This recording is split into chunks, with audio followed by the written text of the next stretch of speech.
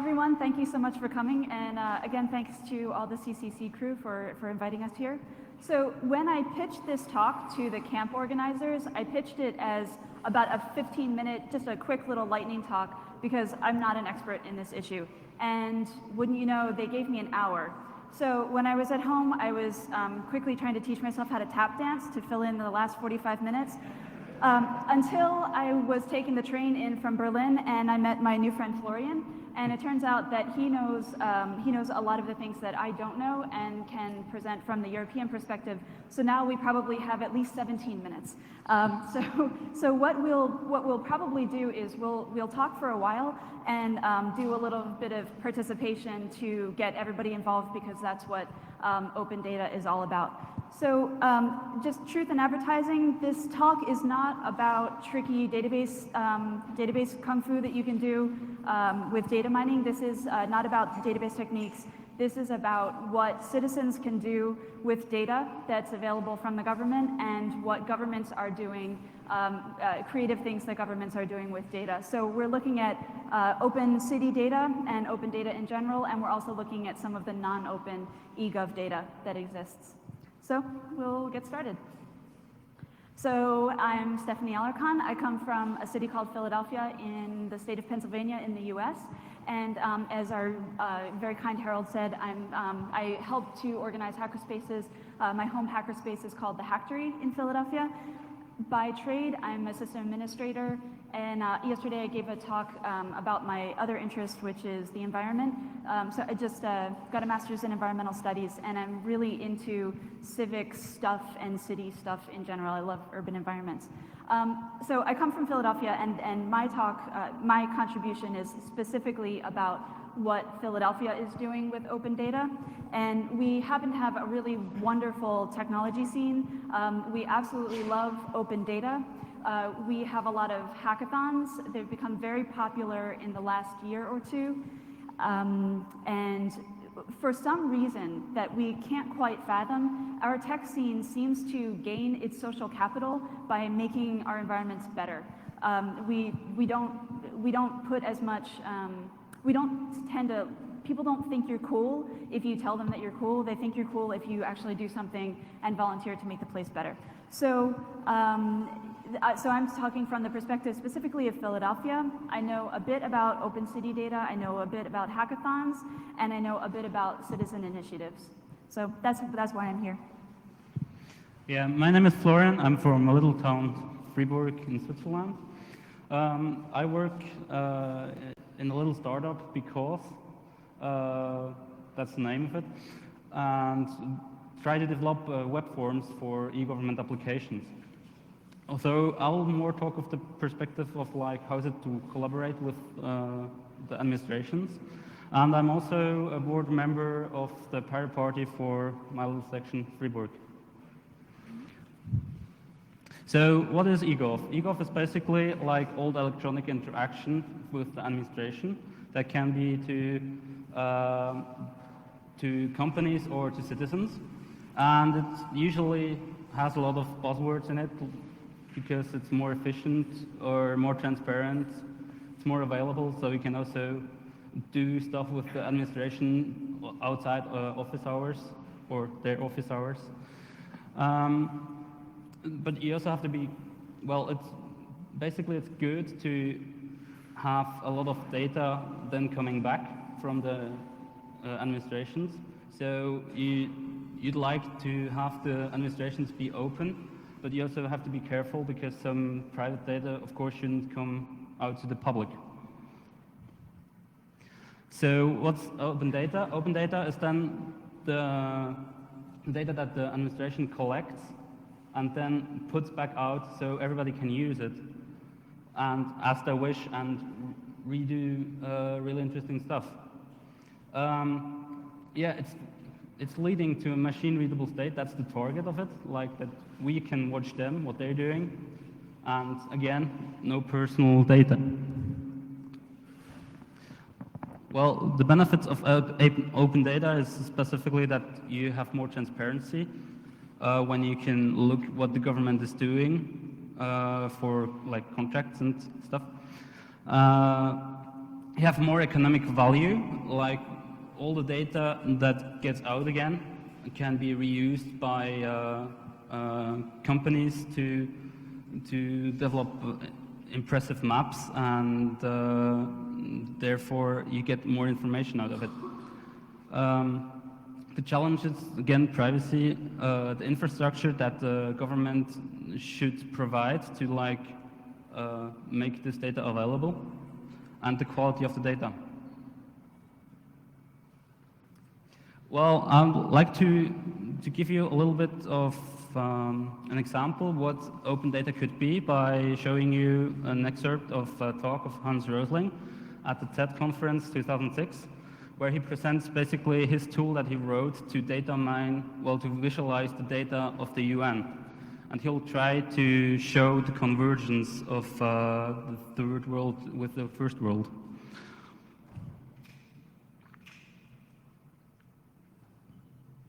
Very well aware. So we did this software which displays it like this. Every bubble here is a country. This country over here is, this is China. This is India. The size of the bubble is the population. And on this axis here, I put fertility rate. Because my students, what they said when they looked upon the world, and I asked them, what do you really think about the world? Well, I first discovered that their textbook was Tintin mainly. And they said the world is still we and them. And we is Western world, and them is third world. And what do you mean with Western world? I said, well, that's long life in small family, and third world is short life in large family. So this is what I could display here. I put fertility rate here, number of children per woman, 1, 2, 3, 4, up to about 8 children per woman. We have very good data since 1962, 1960 about, on the size of families in all countries. The error margin is narrow. Here I put life expectancy at birth, from 30 years in some countries up to about 70 years. And 1962, there was really a group of countries here that was industrialized countries, and they had small families and long lives. And these were the developing countries. They had large families and they had relatively short lives. Now, what has happened since 1962? We want to see the change. Are the students right? It's still 2 types of countries? Or have these developing countries got smaller families and they live here? Or have they got longer lives and live up there? Let's see. We stop the world. And this is all UN statistic that has been available. Here we go. Can you see there? It's China. They're moving against better health. They're improving there. All the green Latin American countries, they are moving towards smaller families. The yellow ones here are the Arabic countries, and they get larger families, but they longer lives, but not larger families. The Africans are the green down here. They still remain here. This is India. Indonesia is moving on pretty fast. And in the 80s here, you have Bangladesh still among the African countries there. But now Bangladesh, it's a miracle that happens in the 80s. The imams start to promote family planning, and they move up into that corner. And in 90s, we have the terrible HIV epidemic that takes down the life expectancy of the African countries, and all the rest of the world moves up into the corner where we have long lives and small family, and we have a completely new world.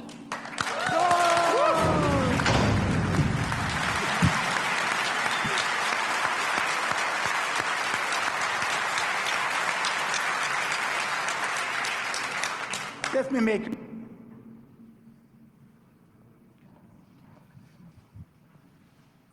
Hans Rosling is awesome. I recommend that you look at his TED Talks if you have an opportunity. So this next part I'd like to do with you as a crowd. Now that you're all fired up about Hans Rosling, can we talk a little bit about the kind of data that cities have? And we can broaden it to what kind of data do governments have that might be interesting to citizens. So any ideas? Yes? Public transportation? Say again? Taxable revenue. Yeah. Police data. Yeah. Funding for NGOs. Water consumption. Pollution levels. How about natural disasters? Yes. ¿Cómo? Housing. Property data. Internet connections. Excellent. School breaks. A couple more? Okay. So I left that slide blank because I love all the ideas that you came up with. Some ideas that I put together are actually very similar. Transit schedules, property statistics, who owns what, pay to contractors and public servants, public works plans, master plans for what might happen to a neighborhood, history of legislators' votes, court records, civic judgments. You can look up laws and maybe see how they've changed. Police and crime statistics we talked about, traffic statistics, you can find out how walkable your city is, environmental stats, waste, all sorts of stuff. So we've got a lot of great data. Well, on the federal level, you have more geodata, like the big data, the weather data, the budget for the whole country, economic statistics, citizen statistics, and archives. Yep. So, but as you might know, if you've ever tried to dig into data sets that come from municipal governments, the data can be hard to use, and there are lots of reasons that might be. Difficult formats, by difficult formats, what I mean is a lot of times you'll find data that's in non-scrapable PDFs, like you can't search the text in the PDF, and that's the data set that you have. A lot of data sets just exist as static files, and there's no way to interact with it, there's no API.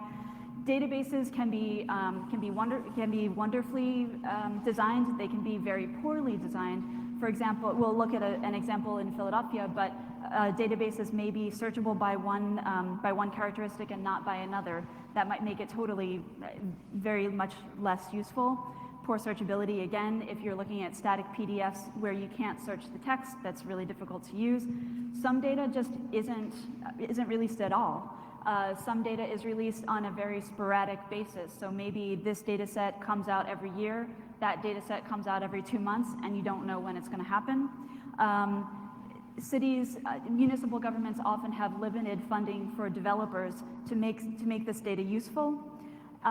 Sometimes governments don't want you to see certain data. There's an example, again in Philadelphia, where the police only want crime statistics published for a 30-day period, but you can find crime statistics for a 1-year period on real estate databases, commercial real estate databases. So the cops don't want you to know a whole lot of what's going on, but real estate would like you to. And sometimes a citizen or a group of citizens build an application, and the city doesn't understand why these strangers built them an application, and they don't understand what the usefulness is, so the app falls by the wayside. Was it? Yeah, okay. So, but why is it important? I think we probably come from a similar mindset in that, so first of all, data has no value if it's not being used. If it's sitting in a static library somewhere, you can't use it. But data becomes really important, especially in cities, under lots of different circumstances. Say a neighborhood association is suspecting that there's one entity who keeps buying up properties, and they suspect that maybe that person wants to build a casino, and the neighbors don't want that. Data is really important for finding that out. Transit, we talked about, government transparency and accountability. Ability to plan capital investments. If you have an understanding of what's happening in your city, you can have a better understanding of where to put your money. Do I want to buy a store in this neighborhood, or is the city about to put a highway through it? Environmental justice is a really big one. You can look at what plans are in the works for different neighborhoods. And the one that I feel most strongly about is that as taxpayers, we have paid for this data. It belongs to us, and we should be able to use it. Well, there was a great talk at the last Congress from Bicycle Mark about the use of Ushahidi, where he actually was in the middle of it and tried to monitor the mapping of Afghanistan elections, which was really interesting. And you can tell more about another use of Ushahidi? Sure. Ushahidi is a great application that's being used for lots of things, crisis mapping and all sorts of stuff. One instance of Ushahidi has been used in Philadelphia. A friend of mine helped co-design a site called futurechinatown.com, and it sort of acts as a ticketing system for our Chinatown neighborhood. And the way that, that she and her project partner developed the program was intended to foster community communication. There, in Chinatown, there are people who speak all sorts of languages, and even though it's a small geographic area, the community doesn't have as tight-knit a fabric as it could. So they tried to develop a tool to help that come together. In addition to the tool, however, they organized tons of community meetings. They met with everybody. They had dinner with everybody. And so in addition to the technology tool, they were doing a whole lot of, I won't call it social engineering, but certainly a lot of social cohesion building. So, so in the US, Philadelphia is, coming up in the scene, but there are lots of other cities in the US that are doing a great job. And I mentioned here that I talked to Robert Cheatham from a company called Azavia in Philadelphia, because Azavia is it's a GIS firm. It's a B corporation, which in U.S. tax law means that they have they're allowed to, and they have the responsibility to have a more social consciousness in their business practices. They also happen to be one of my favorite companies in Philadelphia. They do amazing work.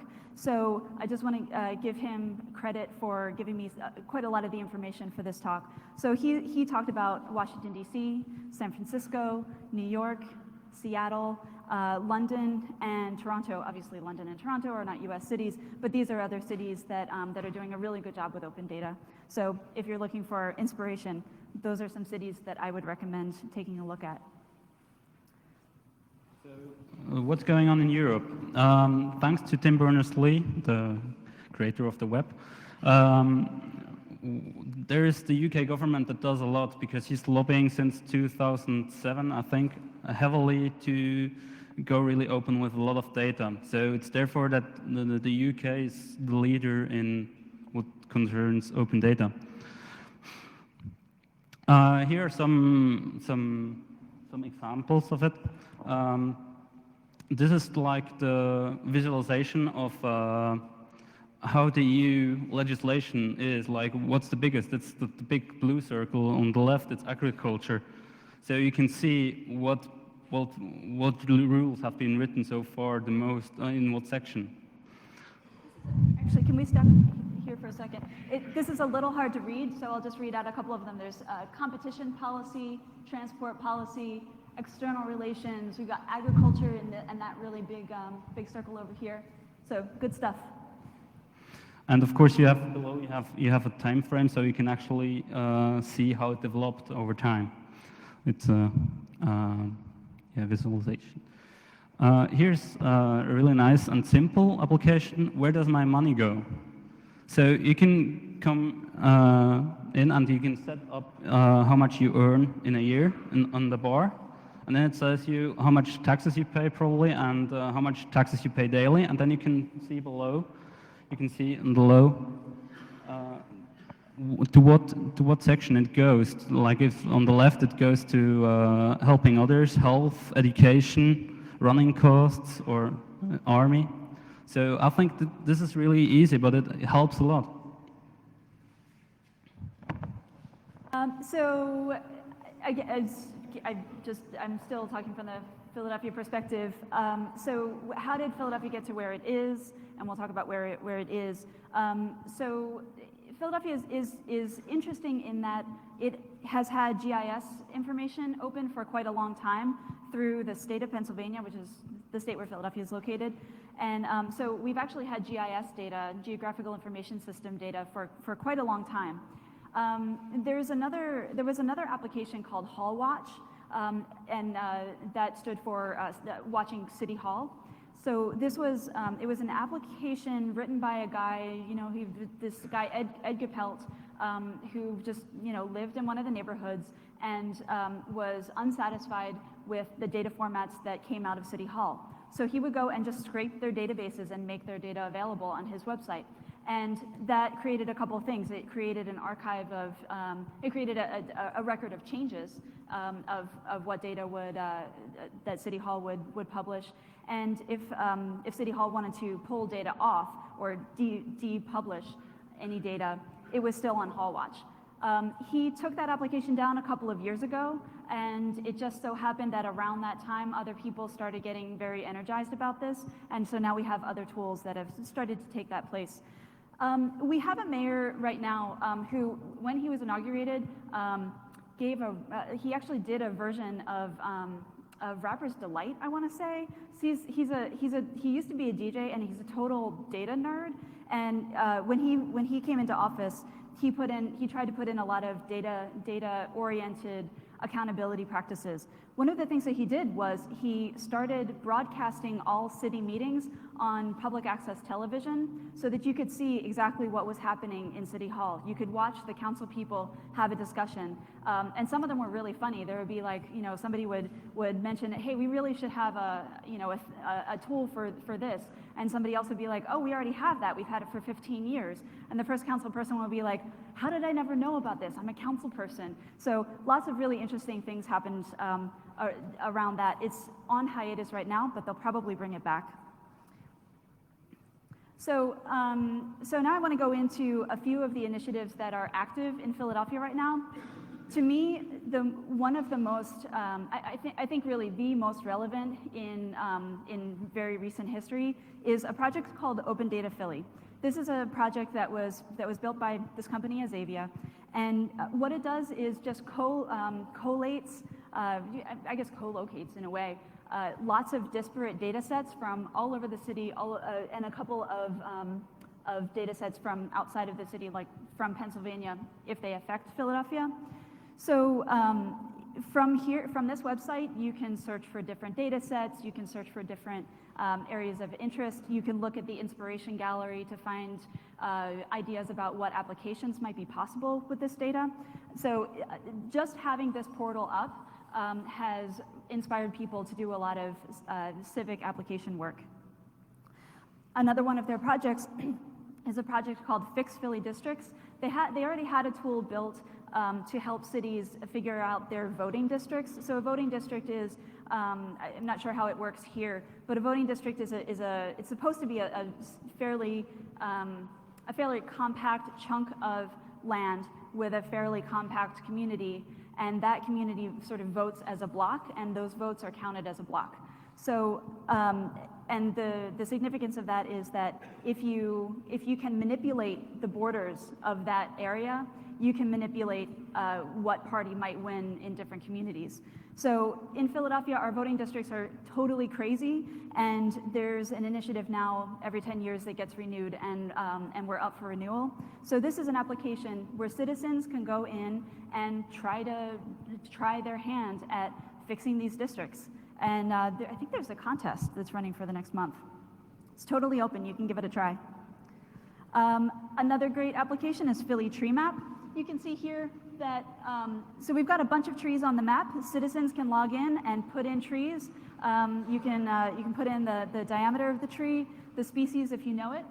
What I really like about this is that it's talking about total benefits. So we've got things like greenhouse gases saved, water saved, energy saved. And so this is another example of the power of when citizens get hold of data. Philly Snap, forget exactly what SNAP stands for, but this is an application that was just recently developed, not by Azavia, by a group of friends at a hackathon, that allows you to use SMS to find the nearest source of fresh fruits and vegetables, for example, at a farmer's market, that's available through government-funded like food aid. So that's really useful in terms of food justice. Another thing that came out of another hackathon was OPA Liberator. OPA is Office of Property Assessment. So this is an example of data unavailability just by virtue of how databases are designed. Turns out that in Philadelphia, you can search the Office of Property Assessment, but you can't search by name. You have to search by property. So if you want to find out what investor is buying up land in your neighborhood, you have to know that you have to know every address that investor bought, which is backward. So at a hackathon, a couple of people just scraped the data and rewrote the query so that you can look things up by name. Disaster mapper is one last one. I put in the address of our city hall to find out what disaster risks exist for that address. Turns out it's right in the path of a bunch of hurricanes over the past, what is that, a couple years. There are so many apps, and I'll let you download the slides whenever they're available to take a look at more of them. So, who builds these apps? Who uses this data? Some of the apps get built by governments and government contractors, private companies that are contracted by the government. Some of these data sets and some of the tools are built by universities. Some are private companies, and some, as we saw with HallWatch and Philly Snap, just concerned citizens. In the US, we have a program called Code for America, and I'm gonna screw this up, but I think it's an initiative that's, I think it's sponsored by a couple of corporations. And the idea is that a couple of, maybe 20 coders or so, are paid to work for 9 months. They're considered fellows, and they're sent to different cities around the US to just work on civic coding. And hackathon participants, I think, are a subset of concerned citizens, and a lot of interesting application ideas are coming out of hackathons. So, what is a hackathon? Do we have a member of the audience who can define a hackathon? None of you have been to a hackathon? Okay, so a hackathon is essentially, it might be an app contest, or it might be just kind of a chance to get together and hack around with people who have similar interests. Hackathons usually last, maybe they're a day, maybe they're over a weekend or something. People get together, and very quickly they try to assess the situation, figure out what data is needed, figure out what apps would be helpful, and just try and build them and get them out the door by the end of the weekend. Philadelphia has had several hackathons just this year, and here's yet another list of more applications that have come out of them.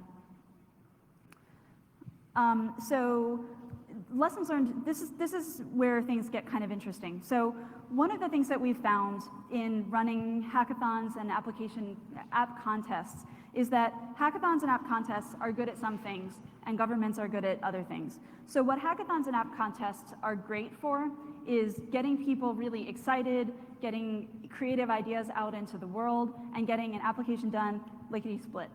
However, it's not, there are governments who, first of all, don't understand why random people want to write a useful app.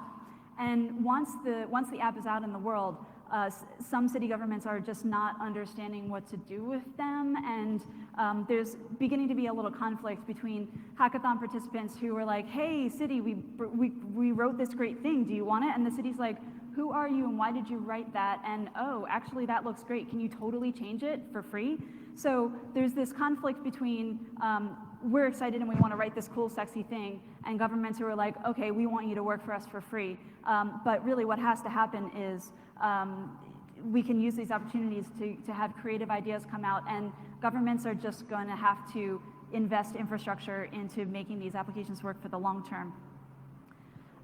Another critique is that some of this open data stuff, some of this app-based civic involvement might be geared toward a small sort of digital elite. And I think I think that those are concerns that are very much worth thinking about, but just thinking about apps in terms of SMS helps get around a lot of those problems. And you can see here with the Washington, D.C. example, you put out a little bit of prize money and you might get back a lot of development talent. What are governments nervous about? Like, the problem is that when you do some eGov stuff, they fear that they will lose some jobs because there is a lot of automation going on afterwards, and they just think that it will eliminate jobs. There's also a big fear of like, what are they going to do with our data? Like, aren't they going to misrepresent something, and won't that be bad for us? They really well, it's hard to do something for them sometimes because they really prefer their stuff. They don't want to change the workflow because it would be better for them. They just want to keep their old workflow most of the time. And you can really bite your teeth out by trying to change something. It's a fearful work culture because like nobody wants to be the first in something, because when you try something and you fail, it's much worse than doing nothing. So they try not to do anything. It's also for like, especially geodata, it's the fear of losing income because they collect the data with public funded funds, and then they try to resell it. So you pay basically twice, but they could lose that. And yeah, they really hate losing control over anything that they already have. Okay, so we've given some arguments about why we ought to open up data and how it can be used and how regular people are using the data that belongs to them. So how do we make this happen on a larger scale? I think that hackathons are a great idea hackathons and app contests are a great idea to get those creative juices flowing and get some apps quickly out into the world. I really respect the work that the Code for America Fellows are doing, and I encourage citizens to ask your government and ask your local hackers for new services. And if you're a coder or if you know some coders, get together and make an app, show what's possible. And publicize it, make it known to your blog audience what you've managed to do with the data that's available to you. There's also there's an interesting breed of journalists that's kind of been coming up in the past 5 or 10 years who are really data-driven. And we're seeing, in the US in particular, we're seeing that there are journalists who really love crunching statistics and getting useful narratives out of this. And I encourage you to, if you want to organize a hackathon, work with journalists, find out what they want. The property lookup application that I mentioned was an idea that journalists had. It was a tool that they needed, and that's how the application came around. And if you are finding that your city or your government is not responding to the apps that citizens want or citizens have made, you could go around them. If the data is open, you could just collaborate with other groups in your city and provide a service like Philly Snap with the SMS to get fresh food. Okay. Yeah, where can you get data? There is a list of catalogs for each European country. Well, for each country of the EU, there's no Switzerland in there, where you can actually go to the open data website of the specific country. And it's the first one. And publicdata.eu is kind of the website for open data on the European level, with the according API that you can access on the last one. Yeah, and then. Yeah, we've already talked about opendataphilly.org, and data.gov is the data depot for the U.S. federal government. Okay. Yeah, this is like what I did during the camp. I had ideas what you could do. How awesome would it be to have a bug tracker for streets? Because they also have some faults sometimes, like they have a pothole. So how great would it be to like go to a website and report that pothole? So then afterwards the city can come and have a look, and you've opened the ticket, so they can afterwards tell you within what time they think that they could close that pothole.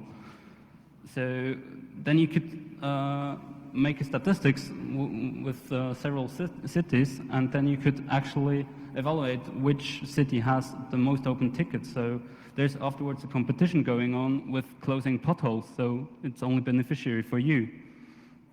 There is kind of a guerrilla approach like fixmystreet.com.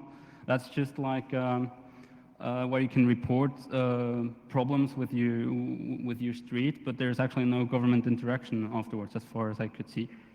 And I think as much as I know about Ushahidi, this would be really quickly implemented in there. So yeah, go and do it. Another one would be like a lot of towns try to reduce well, not a lot, but some towns try to reduce their electricity bill by turning off the street lamps during the night, like after 12 and until the morning. So how awesome would it be if you could actually like send a text message to turn them back on again? Like that you pay $1.50 for just a half an hour of light. And how about laws and government contracts on GitHub so you can diff everything and see what's going on? Yeah, there was a open data challenge, like where a lot of projects got presented and awarded in different categories. So you can really go and have a look there and get some inspiration maybe. So that's the end of our talking at you. And what we'd like to do next is, since we have a little bit of time left, we'd like to sort of simulate a hackathon. If you're up for it, you're welcome to go get some pizza or whatever. But if you're up for it, what I'd like for people to do is gather together in clumps of maybe 5 or 7 people you know, strangers, it doesn't matter, and just kind of start talking about some of these ideas. So you might want to start by talking about what data you know is available in your city, what data you know isn't available, what data you'd like to be available, what services exist or what services don't, what you'd like to ping, what you'd like to see happen. So if you could just kind of clump together and start talking to each other, and we'll give it maybe 10 or 15 minutes, and at the end, maybe we can have some people, representatives from each group, just come up and announce whatever application idea you came up with, what might make your city better. So give it a try if you like to. And we'll get back together in about 5 or 10 minutes.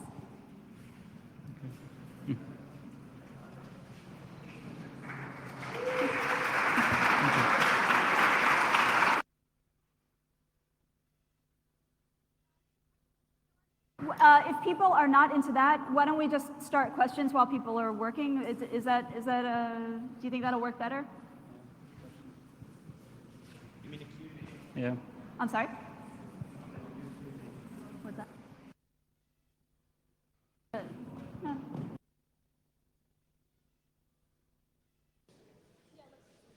Okay, as maybe this doesn't work out like planned, maybe we just have a question and answer session. So if you have a question, just come here, take the mic. I don't have a question as such. I just want to add on a few comments on current stuff that's happening in Germany, because we need people to help there as well. So one thing that's happening is sometime before the election, Berlin is going to get a data portal. It's not yet officially announced when it'll launch, but it'll probably be on the 14th or something.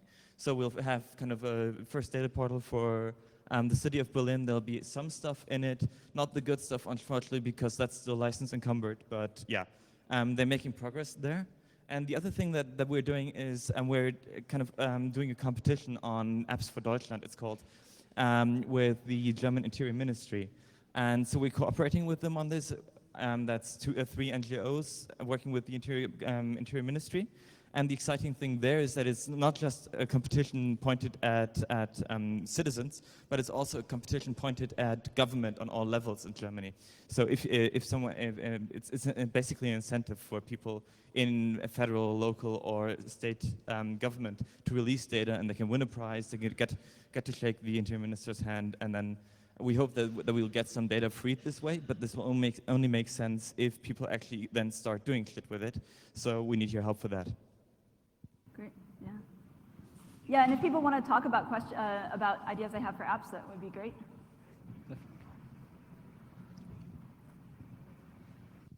No more questions or comments? Yeah. I actually also wrote an app for Philadelphia with the scepter data. It's really cool. I just want to say that.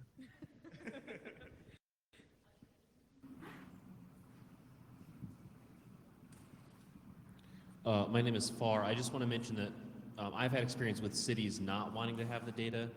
For example, I lived in the city of Rochester, and when we requested transit data from the transit maps, they refused to give it to us and claimed that it was privately owned by a subcontractor, and that if we wanted the data, we could scan and OCR the individual bus maps each, but they could not send us an XML file or any sort of data file or database because that was owned by a private contractor.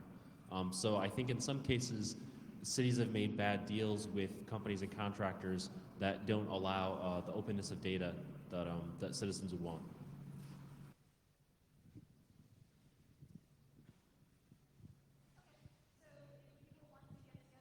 And kind of brainstorm a little bit, that would be fantastic. If you'd rather brainstorm at the mic to get people going, then that's great, and we'll just see what happens. Thanks a lot.